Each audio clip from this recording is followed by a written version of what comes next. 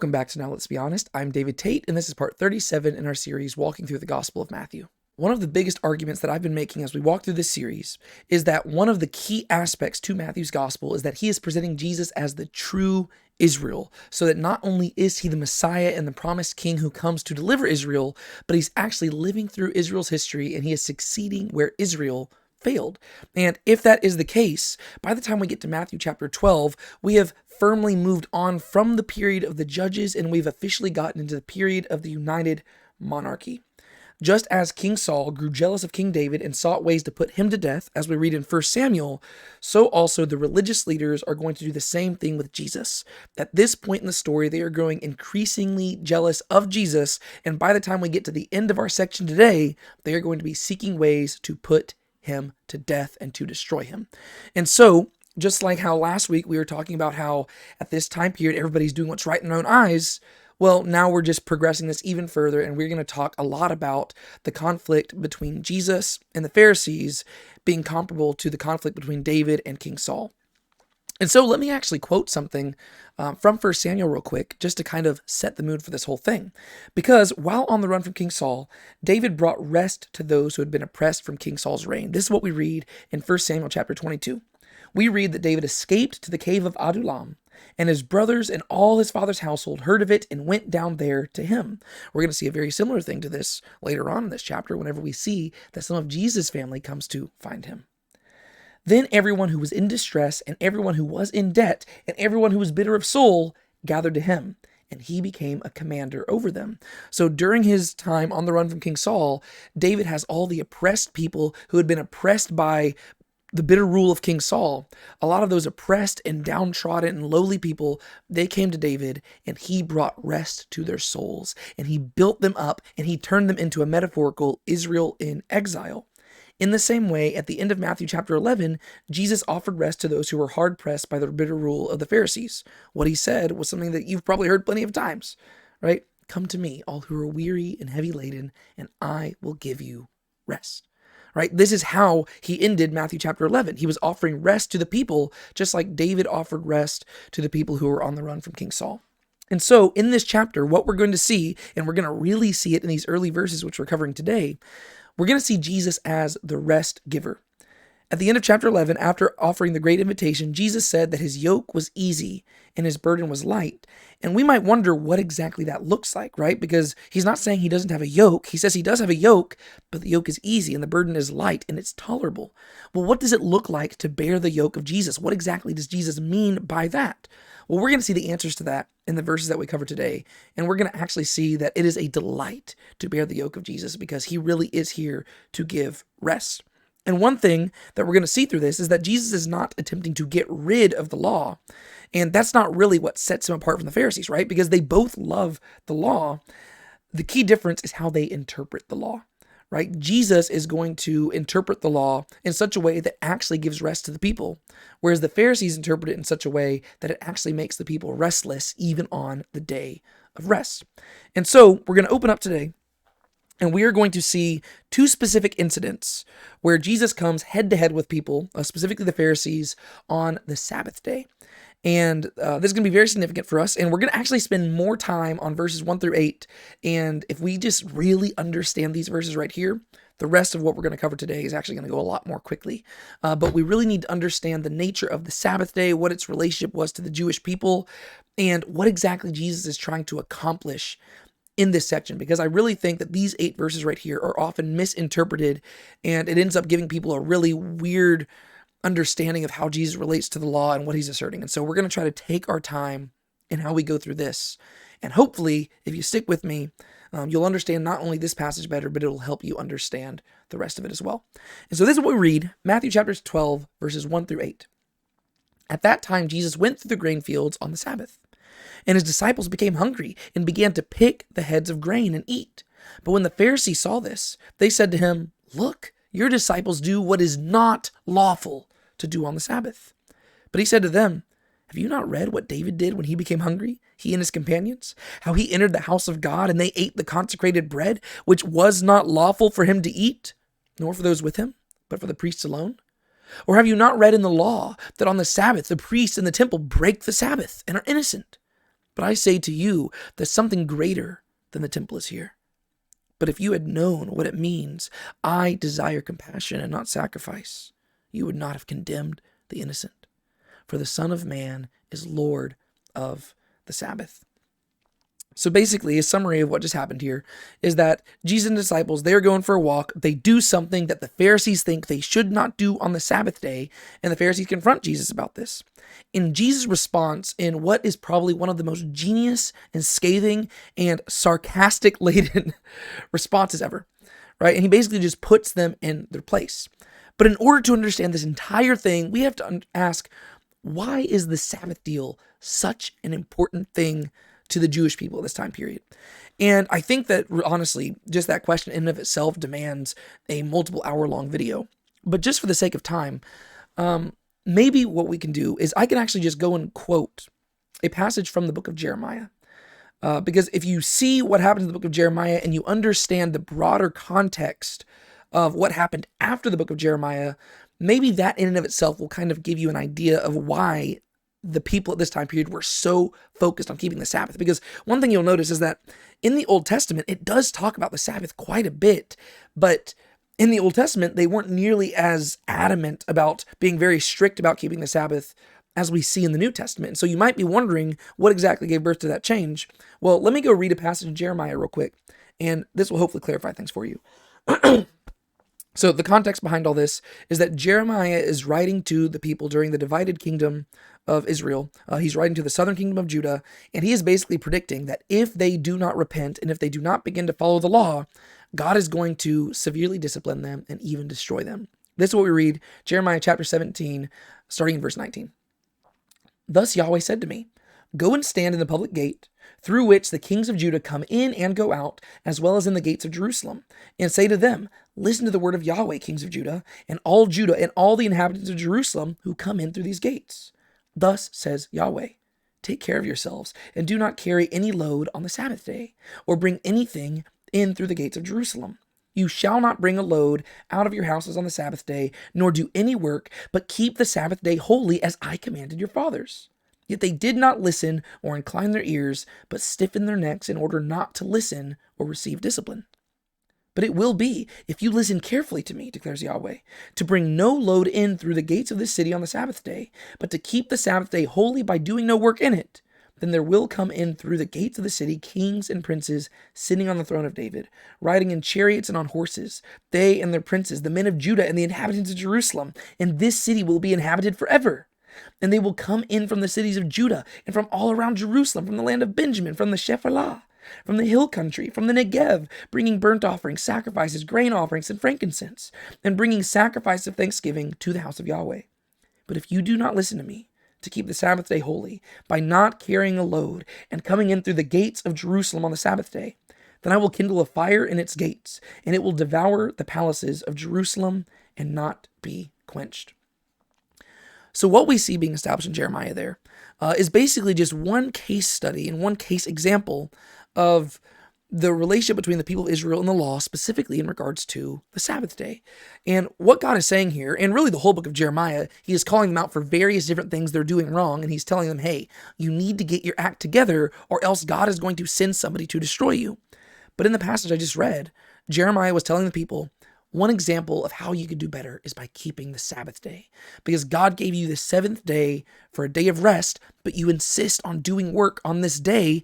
And if you keep doing this, you are violating God's law and you're not trusting in him to provide for you. And if you aren't willing to trust God to provide for you on this day, then he isn't going to provide for you. And he is going to send people to destroy you and carry you off into captivity. The reason I cite this is because during the time period of Jeremiah, sure enough, the Babylonians came in and they destroyed Jerusalem on the 9th of Av in 586 BC. And the people were carried away into captivity for 70 years until they returned from exile at the end of the Old Testament. And during this time period, the people of Israel begin to realize, we can't let this happen again. We need to make sure we are going to be really focused on keeping the law and doing all the things that God wants us to do. And so from the end of the Old Testament, whenever this scribe named Ezra basically instituted this whole Reformation thing where there's like this huge revival in the land, from the end of the Old Testament through the 400 years of silence leading to the New Testament, the people of Israel become increasingly focused on being very strict in their observance of the law, right? Not so much for the Sadducees. The Sadducees were more focused on the ritual aspects of it, but the Pharisees in particular become this group that are known as the set apart ones, right? That's what Pharisee means. It means to be set apart. And these guys, it's more that they were like separatists, basically. And the Pharisees became very strict on keeping the law, and they wanted to make sure that they did this to a T. They wanted to make sure that they were perfect when it came to keeping the law. And according to even some traditions, some Pharisees began to think that if they could just keep the law if they could just keep the Sabbath for 2 weeks in a row, or even just 1 week in a row, the Messiah would show up. Right? And so the Old Testament context will help shape how you understand the New Testament, right? They had already failed to keep the law, and they had been destroyed and sent into exile as a result. They don't want that to happen again. And so what the Pharisees began to do, and we've talked about this a lot already in this whole series, what they began to do is they had begun to create what is known as the oral Torah, right? At the time period, it wasn't written down. Since then, it has been written down. But they began to develop these different rules and regulations to basically pad the law so that the people wouldn't violate it, right? And so rather than simply not working on the Sabbath, they created 39 different categories of what constituted as work and how they couldn't do it, right? And this was all in an attempt to honor God. The issue is they were treating their own man-made traditions as God's word, and that's where Jesus and the Pharisees are going to start butting heads.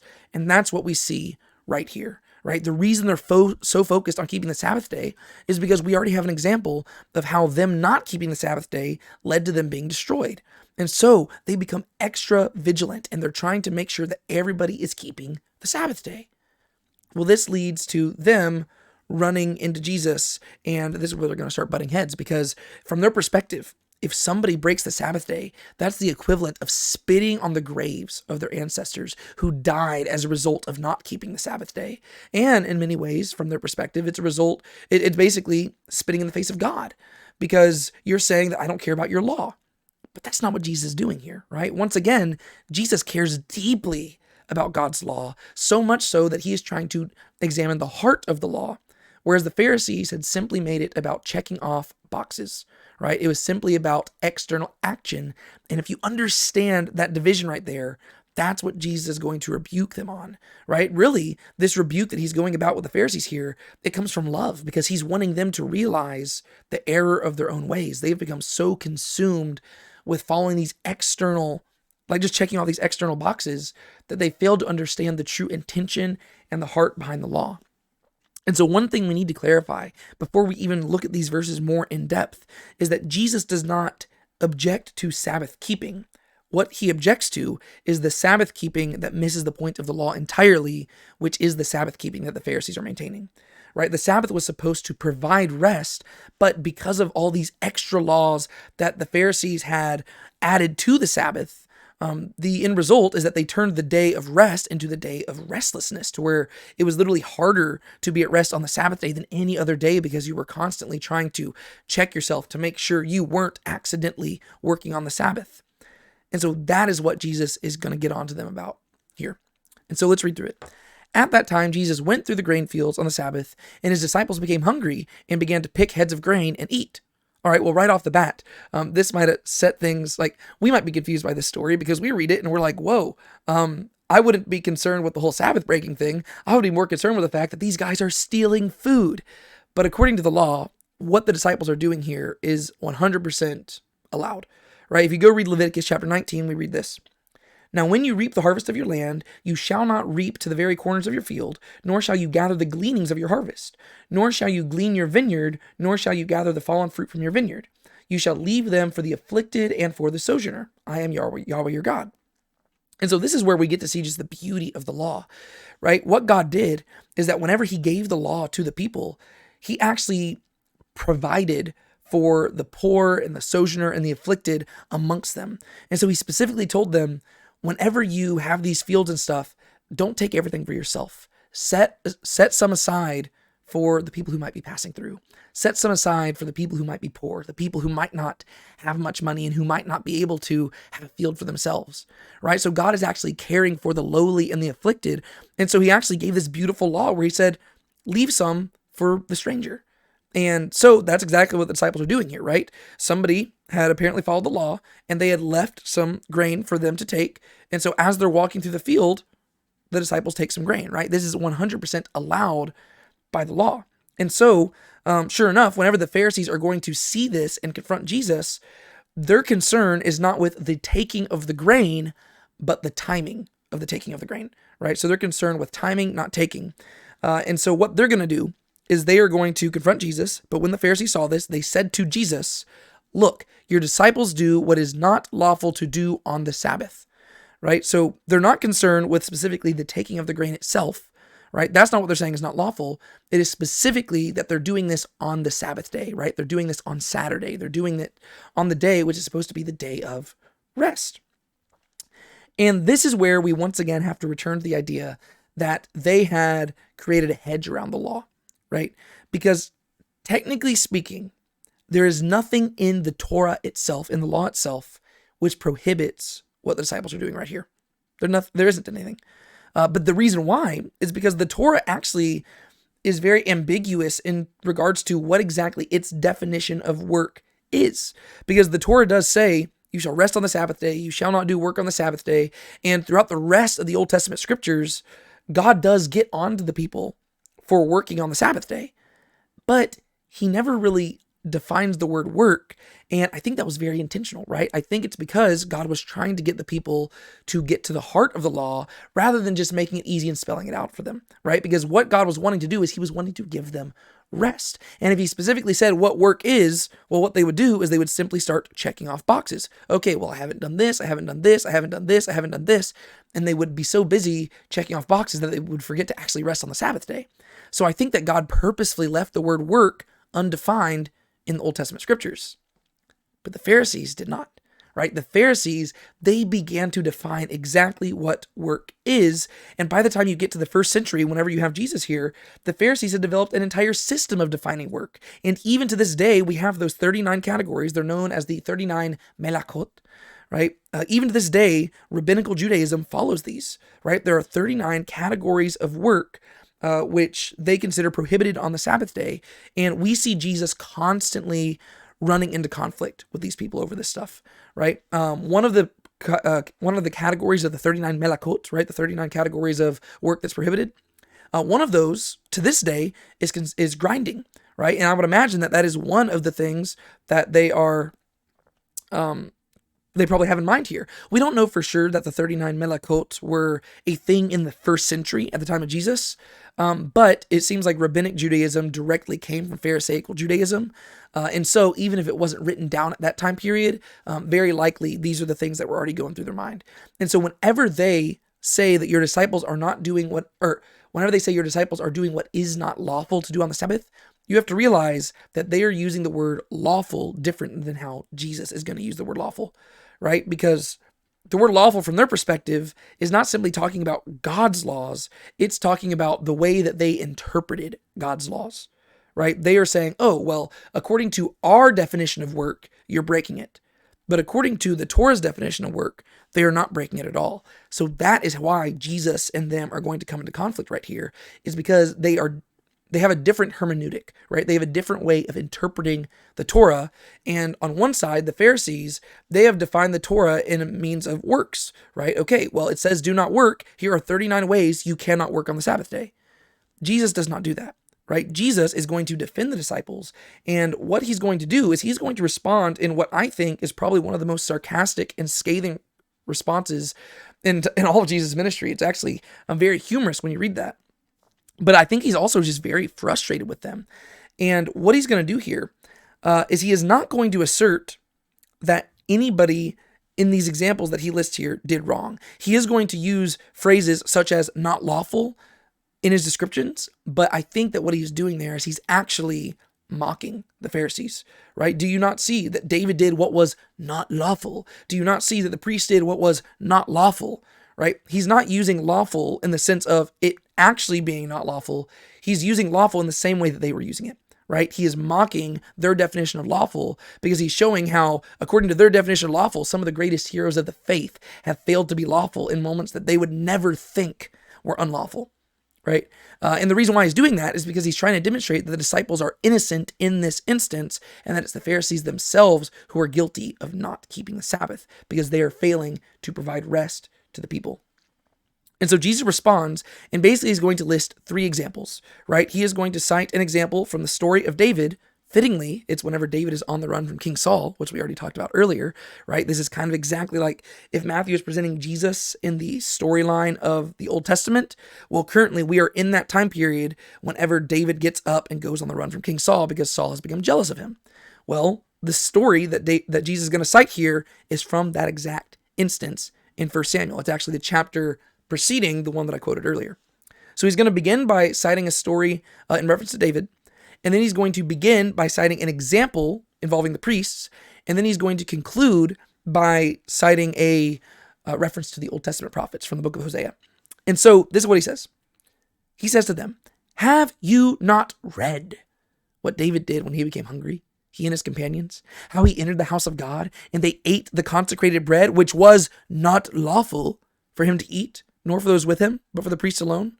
Or have you not read in the law that on the Sabbath, the priests in the temple break the Sabbath and are innocent?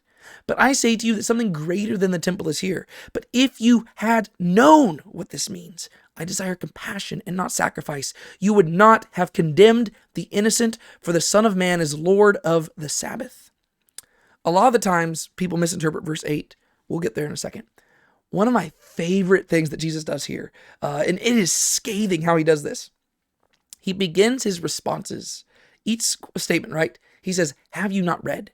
Right? Or "Have you not read in the law? But if you had known what this means," right? Keep in mind who the Pharisees are, right? The Pharisees are considered the most well-versed in Scripture, right? Whenever people looked at the Pharisees at their time period, these were the righteous of the righteous. These were the people who you would go to if you wanted advice on how to read the Scriptures. Yet Jesus responds to them and he says, "Have you even read the Scriptures? Right? Did you read what David did? Have you read the law? Have you read the prophets? Do you understand what the prophets mean?" Like, this is a scathing rebuke. He is literally mocking them in how he responds, right? He's looking to the most well-read people in Scripture, and he says, "To me, it seems like you haven't even read Scripture at all." And the reason why is because, yes, they can cite rules and regulations, but the rules and regulations are more the things that they've come up with. And he says, if you'd actually read the Scriptures, you would see the heart of the Scriptures. But instead, you simply read the letter of the law and you expanded on it and you missed the point entirely. The first example he cites is the story of David. He says, "Have you not read what David did when he became hungry, he and his companions, how he entered the house of God, and that they ate the consecrated bread, which was not lawful for him to eat, nor those with him, but for the priests alone?" Well, you might wonder, where would they have read that? Well, you read that in 1 Samuel chapter 21. This is what we read in 1 Samuel 21. Once again, the context is that King Saul has grown increasingly jealous of David, and as a result, David has fled into the wilderness, and he is now on the run, right? So David has basically become a fugitive of King Saul, and he is forming his own Israel in exile, which is going to ultimately culminate in chapter 22, which I read at the beginning of this whole lesson, right? Where the people come to David, and he begins to form this Israel in exile. But in chapter 21, this is what we read. "Then David came to Nob, to Ahimelech the priest. And Ahimelech came trembling to meet David and said to him, 'Why are you alone and no one is with you?' And David said to Ahimelech the priest, 'The king has commanded me with a matter and has said to me, let no one know anything about the matter on which I am sending you and with which I have commanded you. And I have directed the young men to a certain place. So now, what do you have on hand? Give 5 loaves of bread into my hand, or whatever can be found.' And the priest answered David and said, 'There is no ordinary bread on hand, but there is consecrated bread, if only the young men have kept themselves from women.' And David answered the priest and said to him, 'Surely women have been kept from us, as previously when I set out and the vessels of the young men were holy, though it was an ordinary journey. How much more then today will our vessels be holy? Will their vessels be holy?' So the priest gave him consecrated bread, for there was no bread there but the bread of the presence, which was removed from before Yahweh, in order to put hot bread in its place when it was taken away." So what happens in this story is that David is on the run from Saul. He doesn't have anything to him other than just the stuff on his back. And he runs before the priest and he says, "Hey, I really need food." Right? And the priest is kind of resistant at first because he realizes that this bread is technically intended for simply the priests. right? It's not intended for just anybody, right? Usually whenever they would take the bread away, the priests would be the ones who eat it, and then they would set out more bread for other people.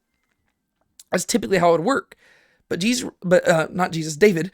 responds and he kind of pushes back. He's like, but we really need some bread. And so Ahimelech ends up saying, okay, I will give you some bread. And so he ends up giving this bread to David. And we happen to know that this story took place on the Sabbath day because it tells us that they had just taken some bread away and put new bread out, right? Well, that would have happened on the Sabbath day, right? And so they just put this new bread out, they give the other bread to David, and David ends up being provided for.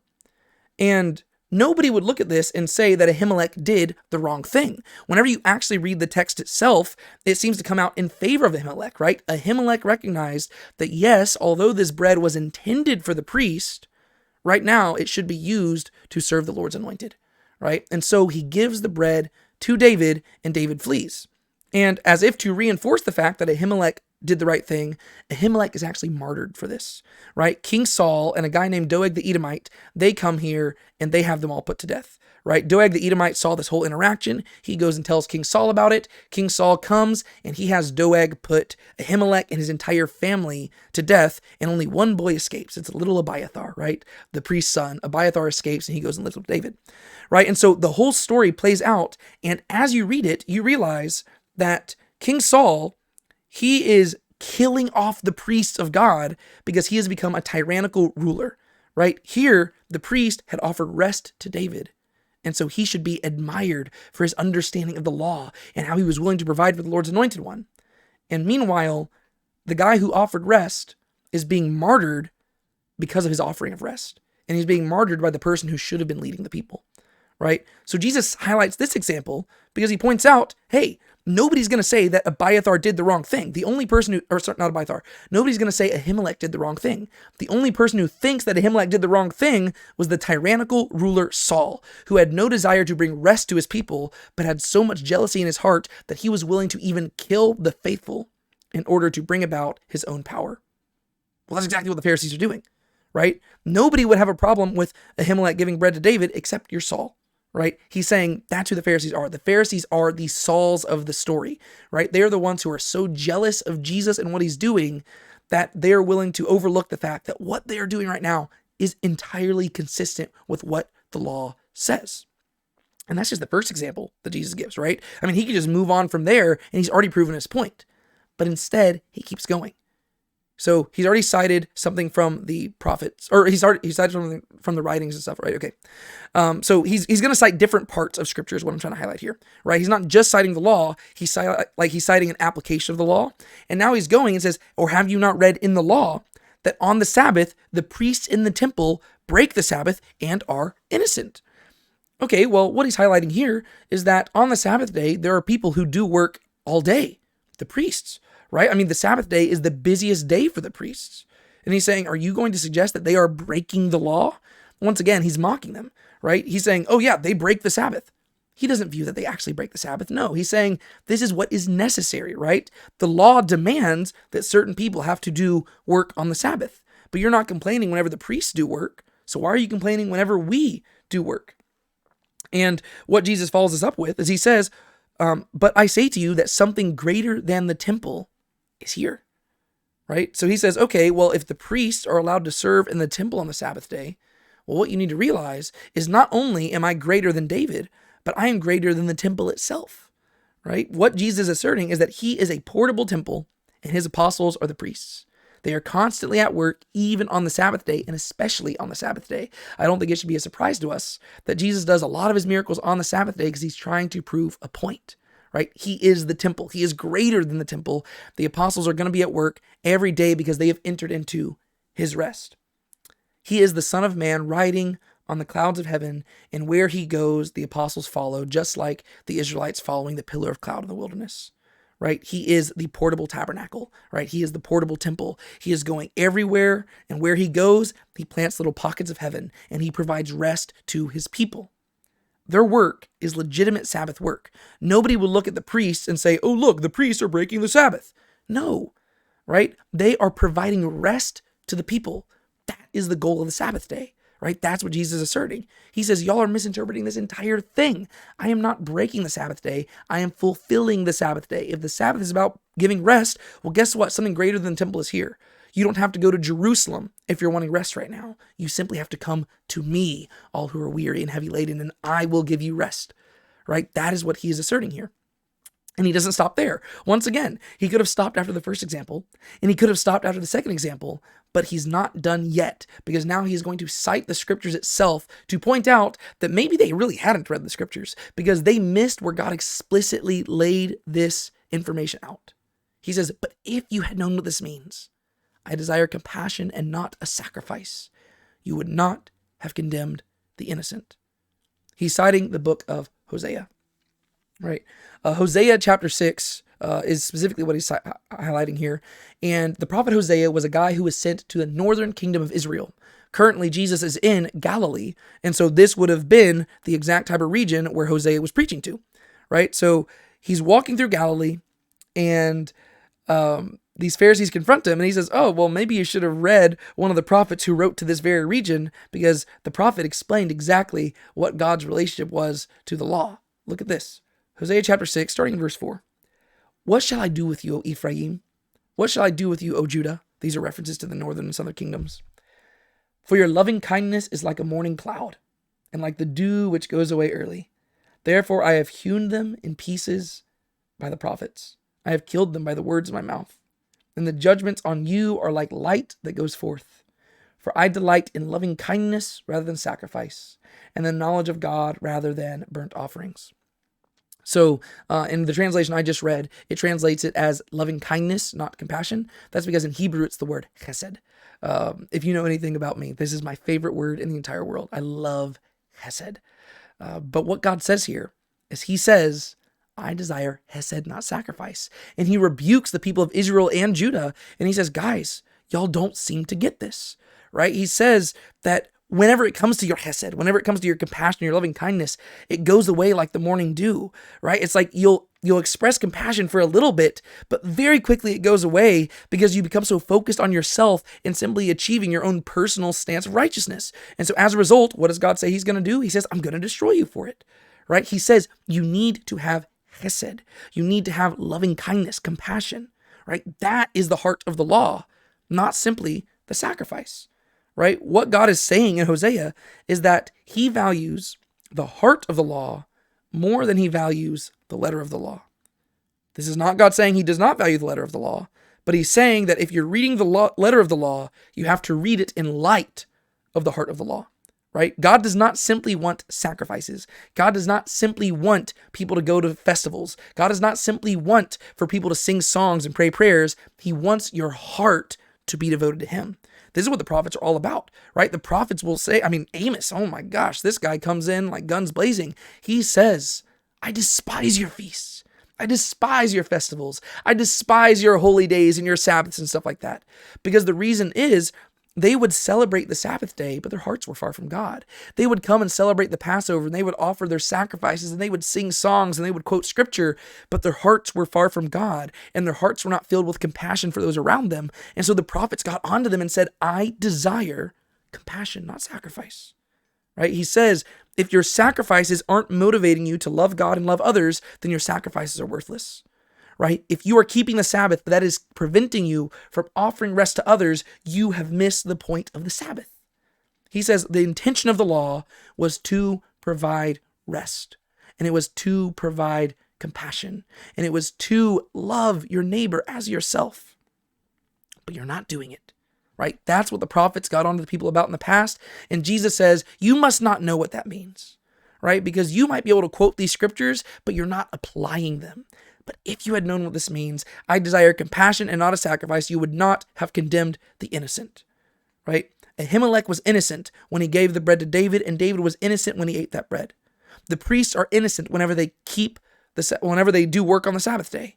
And in the same way, he says, my disciples are likewise innocent whenever they eat this grain on the Sabbath, because they are following me, the greater David, the greater temple. And where I go, there is work to be done, even on the Sabbath day, because we are here to give rest to those who are weary and heavy laden from your obnoxious rules. That is what Jesus is communicating right here. Just as Saul's kingdom had been rejected in favor of David's, so too the Pharisaical lordship had been rejected in favor of Jesus's, right? Saul was intended to be a king to provide rest, but he didn't do it. And so God rejected Saul's kingdom and produced David instead, a man after God's own heart, right? And David, even when he's on the run from King Saul, he is providing rest to the people of Israel, while Saul is continuing to turn more and more into a tyrant, right? And so just like Saul's kingdom was rejected in favor of David's, so too the Pharisaical lordship over the Sabbath is being rejected in favor of Jesus's, right? The Pharisees are like Doeg the Edomite and Saul, persecuting the people of God out of tyranny and jealousy. But Jesus is the one here to provide rest, which leads to Jesus dropping down this epic mic drop line, "For the Son of Man is Lord of the Sabbath." Right? A lot of the times people will misinterpret this line because they misinterpreted what Jesus said before. Right? They will think that Jesus is saying that I'm the Lord of the Sabbath. I can do whatever I want. If my people want to break the law, they can. That's not what Jesus is saying. What Jesus is saying is that the Pharisees do not get to decide what Sabbath keeping is. Jesus does. Right? The Pharisees are claiming that they're the lords of the Sabbath. Right? They're coming up here saying, "Oh, you're doing what's not lawful." He says, we're not doing anything that's not lawful. Right? What we are doing is entirely consistent with the law and the parameters of the law and the heart of God behind the law. He says, what you are doing is unlawful. And if you don't believe me, you have to realize that I don't care because I am the Lord of the Sabbath. Right? My interpretation trumps yours because he is the Son of Man. Right? Who is the Son of Man? You go back to the book of Daniel. The Son of Man is the one riding on the clouds who receives eternal dominion and glory and power from God, from the Ancient of Days. He says, I'm the Son of Man. I'm the portable temple. I'm the one riding on the clouds. I'm the Lord of the Sabbath, not you. Which then leads us into the next story. And departing from there, he went into their synagogue. And behold, a man was there whose hand was withered. And they questioned Jesus, saying, is it lawful to heal on the Sabbath? So that they might accuse him, right? So they're going to test him here. And he said to them, what man is there among you who has a sheep, and if it falls into a pit on the Sabbath, will not take hold of it and lift it out? How much more valuable, then, is a man than a sheep? So then, it is lawful to do good on the Sabbath. Then he said to the man, stretch out your hand. He stretched it out, and it was restored to normal like the other. But going out, the Pharisees took counsel against him as to how they might destroy him. See how I'm saying once you understand the previous story, you'll understand this one. Like it's not going to take us very long to go through this story because basically this is re-articulating what we saw in the previous one, right? It's the same thing. Jesus is simply explaining his view of the Sabbath, right? He is the Lord of the Sabbath. He is defining and explaining what the law was actually communicating, right? Way back in way back in Matthew chapter 5, Jesus said, I did not come to abolish the law, but to fulfill it.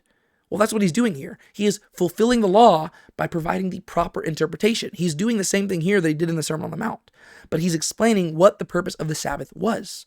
It was not to get rest, it was to give rest.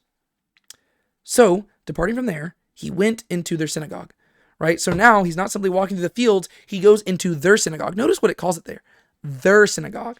Not just a synagogue, theirs, right? There's a distinction. There's a distance being drawn between Jesus and the Pharisees, right? So he goes into their synagogue, but it's not just a synagogue anymore, right? It's not a synagogue that he just belongs to.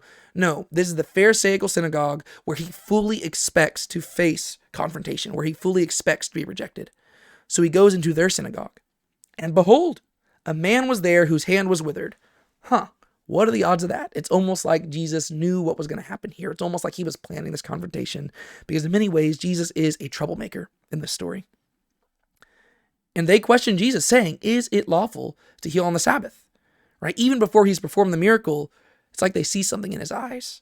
They know that he's got something planned and they see exactly who he's looking at. And so they decide to test him. Teacher, what do you think? Is it lawful to heal on the Sabbath? Right? Because that's work. Right? How do you define work? Right? That's what they're really getting at, right? What is it? Like, that's what Matthew's trying to communicate as well. What is it that Jesus defines as work? Right? How should we participate on the Sabbath day? Right? As Christians, right? We're not under the law, but we still have to answer these questions, right? Am I allowed to do work on the Sabbath day? Right? Am I allowed to go out and perform these things on the Sabbath day? Well, Jesus is explaining this, right? He's explaining the heart behind the Sabbath day. And they're asking him, is it lawful to heal, right? What do you think about this? And by the response to his healing, their question was illegitimate, right? They didn't actually care about what he was going to do. They just wanted to see him do it so that they could plan a way to destroy him, right? It's not like they were actually seeking his counsel, right? Because once he actually heals the man, they're going to take counsel together so that they can destroy him, right? So they had a feeling he was going to say yes. And once he did say yes, they said, that's what we thought. I can't believe that you would heal somebody on the Sabbath day, you terrible, terrible person. So they say, is it lawful to heal on the Sabbath? And the reason they're doing this is because they want to accuse him, right? If he says yes, they're going to say, well, no, because healing is work. But notice how Jesus responds. This is the genius of Jesus. Rather than simply healing the man, he responds with a question. And this question is to put them in their place so that they have no room for accusation. And if they do accuse him, it is to their own condemnation. He says, what man is there among you who has a sheep, and if it falls into a pit on the Sabbath, will not take hold of it and lift it out? How much more valuable then is a man than a sheep? So then, it is lawful to do good on the Sabbath. So Jesus responds by just a very simple metaphor, right? It doesn't take a rocket scientist to break this down. He says, all right, tell me this. If you had a sheep and you saw that sheep fall into a ditch and the sheep could not get out, would you just say, oh, well, I guess it has to hang out there until Sunday because it's the Sabbath day and I can't do any work? He says, no. You would go down there and you would help the sheep out of the pit because you know that's the good thing to do. Because you understand that God's law is intended to drive you to compassion and to help people. And yes, you might have to exert a little bit of effort on this day, but God's okay with that because you're saving a sheep. He says, of course, right? It's not like God wants you, like they're missing the entire point, right? God was not simply a stickler about, oh, you can't do any work, and so you have to let people die. He says, no, that's ridiculous, right? The whole reason God gave the Sabbath was to take care of you, right? Man was not made for the Sabbath, but the Sabbath was made for man, right? The Sabbath was given to give people rest, not to make people restless, right? If you're spending your entire Sabbath day just asking, oh man, I don't want to accidentally do rest and make God mad, you've misinterpreted the point. The whole point of the Sabbath day was to trust God to provide. And they were supposed to have a day of rest so that they could realize how much God loved them and they could enjoy this day of rest, trusting that He would take care of their needs so that they could spend time with their family, spend time with one another, take care of one another, and enjoy the rest. If you're spending the entire 24 hours of the Sabbath day worrying about making God mad, you've missed the point. And so he says, of course you can do good on the Sabbath day, right? The Sabbath is not simply about getting rest for yourself and not doing any work. It is about giving rest to others and helping plant seeds of the kingdom everywhere you go. And so what Jesus is saying here is this miracle he's about to perform here, just like what he did in the last scene. These are not exceptions to the law, right? Jesus is not saying that there's an exception to the law that allows you to do these things. That's not what he's doing. Instead, he is asserting that meeting the needs of others is an aspect to keeping the law. And it's not only an aspect to keeping the law, it's an aspect to keeping the Sabbath, right? The Sabbath is not simply about not working. It is about providing rest. Yes, the word Sabbath means to cease, but it is helping others cease as well, right? If you see a sheep stuck in a ditch, go help the sheep out so that the sheep can enjoy a Sabbath day as well, right? If you see a man with a withered hand and you have the ability to heal that hand, heal the hand. Because now you're helping this man have rest that he has not had rest for, right? Yes, you might have to exert a little bit of effort, but that's okay because I desire compassion and not sacrifice. And so Jesus says to the man, stretch out your hand, right? He tells the man to perform an action, right? Stretch out your hand. And the man stretched it out and it was restored to normal like the other. You would think that everybody would rejoice at this moment, right? Because, here you've got this guy whose hand has been restored. A miracle has been performed. The kingdom of God is being brilliantly demonstrated here, right? It's like the restoration of creation is at hand, right? We get to see a little pocket of heaven right here. But the people don't rejoice. But going out, the Pharisees took counsel together against him as to how they might destroy him. You know what isn't restful on the Sabbath day? Plotting to kill someone. That's not restful at all, right? Jesus is offering life to people, and they say that he's doing work on the Sabbath day. And they are trying to planned to kill him. That's actually breaking the Sabbath, right? That's basically the whole point. Jesus says it's lawful to do good on the Sabbath. You know what's not lawful to do on the Sabbath? Plan evil. But that's what they're doing, right? And so here they have the audacity to charge Jesus with evil when really they are the evil ones. And they begin to plot to kill him, much like Saul. And that's the reason why they're doing this, right? Saul was jealous of David. And so Saul turned against David. David would come into the city and Saul would hear people sing his praises. Saul has killed his thousands, David his tens of thousands. And so Saul grew jealous. Saul got to see how everybody began to love David, right? His own daughter fell in love with David. His son became best friends with David. His own servants and the people began to love David. And so Saul grew jealous. Well, that's what the Pharisees see here, right? For a long time, the Pharisees have been the head honchos. They've been the big dogs, right? People have looked at the Pharisees and they've thought of them as the righteous of the righteous. Jesus shows up and he's stealing that popularity. Not because Jesus is trying to steal it, but because he's a man after God's own heart. It's because he's God in the flesh, right? He shows up and people see him and they can't help but gravitate towards him, just like the people gravitated towards David. And the Pharisees don't like that. And so just like Saul out of envy turned against David, so too the Pharisees out of envy turn against Jesus. And just like David, Jesus is going to withdraw. But Jesus, aware of this, withdrew from there. Many followed him, and he healed them all, and warned them not to make him known, in order that what was spoken through Isaiah the prophet would be fulfilled, saying, Behold my servant whom I have chosen, my beloved in whom my soul is well pleased. I will put my spirit upon him, and he shall proclaim justice to the Gentiles. He will not quarrel nor cry out, nor will anyone hear his voice in the streets. A battered reed he will not break off, and a smoldering wick he will not put out, until he leads justice to victory. And in his name the Gentiles will hope. So, 1 Samuel chapter 21, you read about the incident where David receives bread from the high priest. 1 Samuel chapter 22, David withdraws to the cave of Adullam, where everybody flocks to him, and he provides rest to their souls, right? And he lifts them up and builds them up. Well, that's the same trajectory you have here in these verses, right? Here you have the Pharisees plotting against Jesus, and so Jesus cites the story of David receiving the bread. And then Jesus likewise withdraws. He doesn't raise a hand against the Lord's anointed like David, right? David, he could have fought Saul, right? And David could have won against Saul, right? David was the newly appointed future king, right? David had already been anointed king at this point in the story. He could have lifted up his hand against Saul and he could have killed Saul and struck him down and the kingdom could have been his like that. But that's not how David functioned, right? David would not lay a hand on Saul. David said, I will not touch the Lord's anointed. I will not lay a hand on him, because he had a respect for the office. Even if he disagreed with Saul, and even if Saul was his enemy, David still desperately loved Saul, and he still respected Saul in the office that God had given him.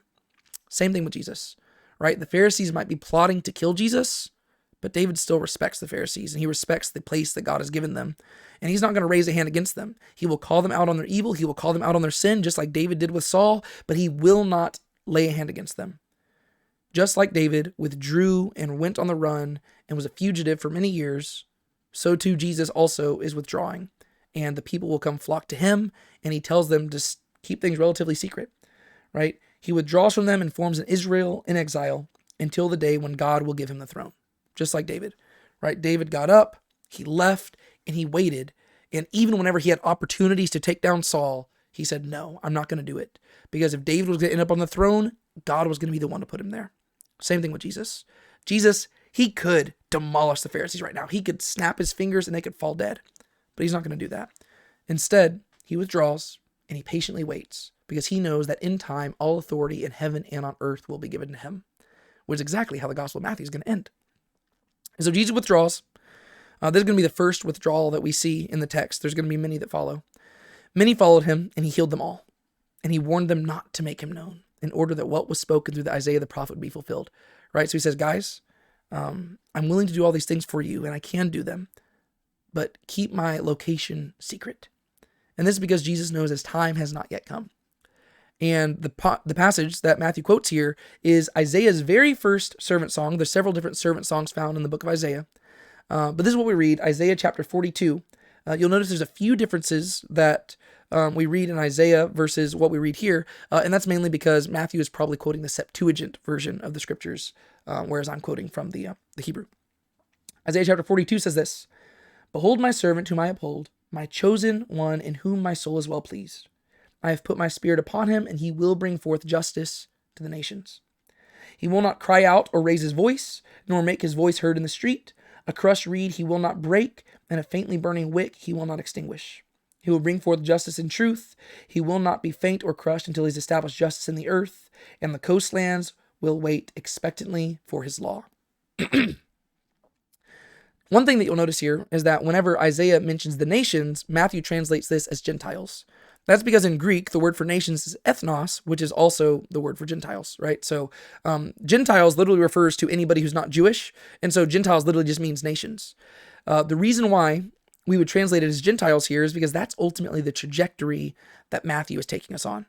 If you go read Deuteronomy chapter 32, God basically promises that there's certain things that are going to happen to the Jewish people in the future as a result, in the future from Moses' time, as a result of their rejecting God, right? The first thing God's going to do is he's going to hide his face from them, right? And we see this multiple times throughout the story, but we especially see this during the time period of the prophets, right? And then not only the time period of the prophets, but eventually into the silent period between the Old and New Testament. And we're going to begin to see that again in Jesus' story whenever he begins to teach in parables, right? And so God, the first thing God does is hide his face. The second thing God is going to do is he is going to take his gospel and take his message to the Gentiles, right? He is going to harden the hearts of the Jewish people, and he is going to go to the Gentiles and minister to them. We see this again and again throughout the scriptures as well. We see it during the time period of the prophets, whenever Elijah goes to the widow of Zarephath, right? And we're going to see it again here, where because the Jews are rejecting Jesus, by the end of the Gospel of Matthew, he's going to say, "All authority in heaven and on earth has been given to me. Go therefore and make disciples of the Gentiles, the nations," right? Baptizing in the name of the Father, Son, and the Holy Spirit, right? So it's going to be sent to the Gentiles. And the third thing God's going to do is he's going to hide his face, go to the Gentiles, and then he's going to send Gentiles to destroy the Jewish people until they're basically nothing. And then God's going to raise them up and bring them back to him. We see this again and again throughout scripture as well, right? He sends the Assyrians to destroy the northern kingdom. He sends the Babylonians to destroy the southern kingdom. And then he sends the Romans after the time period of Jesus to destroy Israel as a whole. But eventually, God says he's going to bring the Jewish people back to him. But that's why it's translated as Gentiles here, because since Jesus is being rejected, he is going to the Gentiles. We saw the same thing with David in 1 Samuel, right? David is rejected by Saul. And so who does he go to? The Philistines, right? David actually goes to the Philistines and he spends time with them, which is a huge condemnation about Israel because you realize that David rose to fame by destroying a Philistine. Yet David goes to the king of Gath himself, right? Where Goliath was from. And this is a bitter indictment against King Saul, right? And so this is just how God works, right? He hides his face. He goes to the Gentiles. He destroys the Jewish people in order to ultimately bring them to jealousy and bring them back to him. And so that's what Jesus is doing, right? He is withdrawing from the Jewish people. He is withdrawing because of the Pharisees. He's going to the Gentiles and proclaiming the good news to them so that in the end, the Jewish people will ultimately come back to him. And so that's what Isaiah is communicating there. And one thing that I just want to communicate before we wrap this up is that Jesus does not withdraw because he has been beaten, right? This is not him withdrawing because he's afraid. Just like it wasn't like David didn't go on the run because he was afraid, and David didn't go on the run because Saul had won. No, Jesus does not withdraw because he's been beaten. He withdraws because, like David, his time has not yet come. Jesus knows that one day he will not withdraw. One day he will allow them to capture him, and he will allow them to crucify him, and he will die. And through that death and subsequent resurrection, all authority in heaven and on earth will be given to him, and he will receive his kingdom. But that time is not yet here. And so Jesus withdraws because he still has more work to be done, and he has an Israel in exile to form, just like David did, culminating in the events which led to his own rise to the throne. And so that is where we're going to end for today. I hope that you have enjoyed going through the Gospel of Matthew as much as I have enjoyed going through it with y'all. I've been enjoying just learning stuff along the way. I've always loved the Gospel of Matthew, but I'm falling more and more in love with it each and every day that we go through this. And yeah, thank you so much for sticking with me for all these videos. I know that the series is going way longer than I anticipated, but I'm fine with that because I enjoy going a little slower through it. My name is David Tate. This is Now Let's Be Honest. Be sure to keep a smile on your face. Don't let anybody steal your joy. Remember who you are. And of course, Maranatha.